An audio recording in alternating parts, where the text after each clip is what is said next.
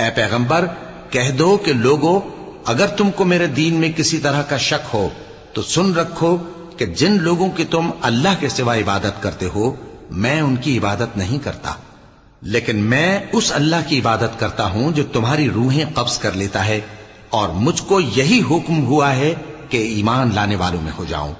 اور یہ کہ اے نبی سب سے یکسو ہو کر دین اسلام کی پیروی کیے جاؤ اور مشرکوں میں ہرگز نہ ہونا، اور اللہ کو چھوڑ کر ایسی چیز کو نہ پکارنا جو نہ تمہارا کچھ بھلا کر سکے اور نہ کچھ بگاڑ سکے۔ اب اگر ایسا کرو گے تو ظالموں میں ہو جاؤ گے، اور اگر اللہ تم کو کوئی تکلیف پہنچائے تو اس کے سوا اس کا کوئی دور کرنے والا نہیں، اور اگر تم سے بھلائی کرنی چاہے تو اس کے فضل کو کوئی روکنے والا نہیں۔